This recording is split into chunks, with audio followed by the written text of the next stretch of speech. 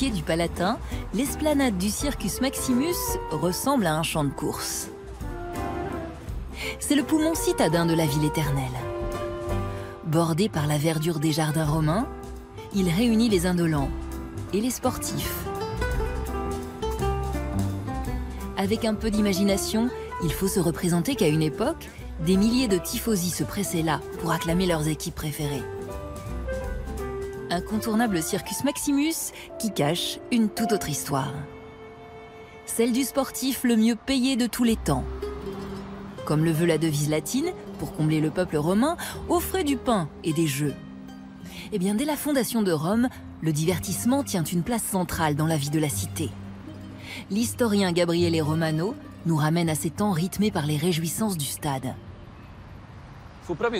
C'est précisément ici, dans cette vallée à la forme allongée, que le premier roi de Rome, Romulus, fit les premières courses de chars. C'est lors de l'une de ces courses qu'advient le célèbre rapt des Sabines, où les femmes des Sabins furent enlevées pour être offertes aux citoyens romains, composés alors uniquement d'hommes. 7 siècles plus tard, sous l'Empire, les courses de chars sont le clou des spectacles du cirque. La profession est périlleuse, les chars s'élancent à pleine vitesse. Beaucoup risquent d'être écrasés dans les virages. Mais le métier attire pourtant.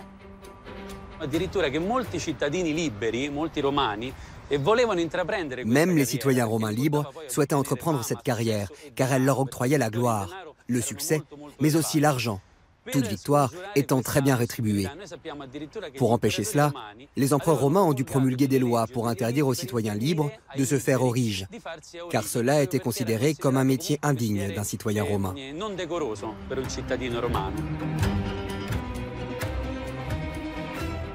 Rien n'y fait, ce sport transporte les foules.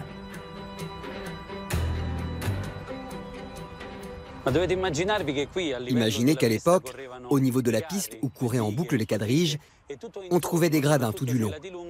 Ils pouvaient accueillir, à l'ère d'Auguste, au moins 150 000 personnes, 150 000 tifosi en liesse, qui acclamaient, sifflaient, applaudissaient leurs idoles. Pour les sportifs qui tiennent les rênes des chars, les auriges, le métier est attractif. Nés esclaves, ils peuvent rapidement s'affranchir de leur patron grâce à leur rente. En plus de l'attrait du gain, les auriges sont les stars de l'Antiquité.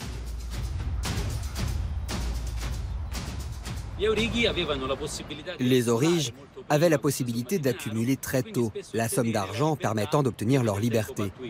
Et nous avons même connaissance de certains cas d'auriges très célèbres où le public des gradins du cirque Maximus demandait au patron de libérer l'aurige en question, en raison de la popularité qu'il avait auprès des supporters.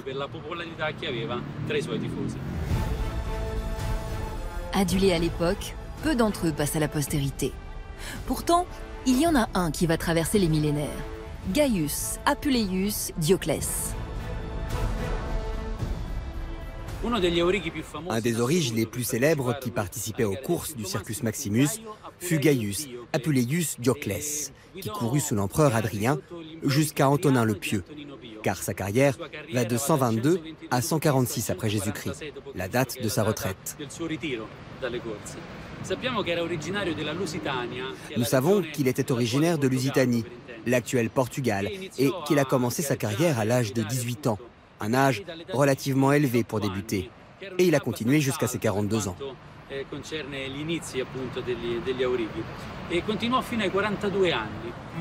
Victorieux, Gaius Apuleius accède à un niveau de vie inégalé pour un ancien esclave. Affranchi, il possède du personnel pour s'occuper de son écurie. Mais le pilote de char est surtout célèbre pour la fortune qu'il parvient à accumuler. On peut dire qu'il a eu une carrière extraordinaire de 24 ans, alors que c'était un métier très dangereux. Cela était donc très inhabituel, car beaucoup d'auriges perdaient la vie pendant les courses. Mais sa popularité n'était pas seulement liée à son nombre de victoires. Car nous savons que beaucoup d'auriges ont obtenu le titre de miliarius, soit celui qui a gagné plus de 1000 victoires.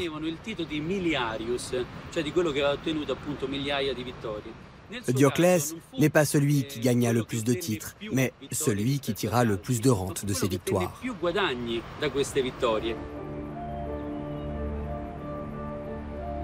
Auréolé de gloire, le salaire mirobolant de Gaius Apuleius Dioclès fait des jaloux. Nous savons, grâce à son inscription commémorative, qu'il a gagné l'exorbitante somme de plus de 35 millions de sesterces. Un chiffre énorme pour l'époque. C'est comparable aux plus hautes sphères de la société, telle une rente de sénateur. Et grâce à des poètes comme Martial et Juvénal, nous savons qu'il était envié par toute la population. Martial se lamentait de gagner très peu quand le riche du Circus Maximus remportait des montagnes d'or en à peine une heure. Dans l'absolu, Dioclès est vraiment le sportif le mieux payé de tous les temps, et même plus que nos sportifs contemporains, comme nos footballeurs les plus célèbres ou nos pilotes de Formule 1. Gaius Apuleius Dioclès finit sa carrière avec plus de gains que l'héritage de Néron.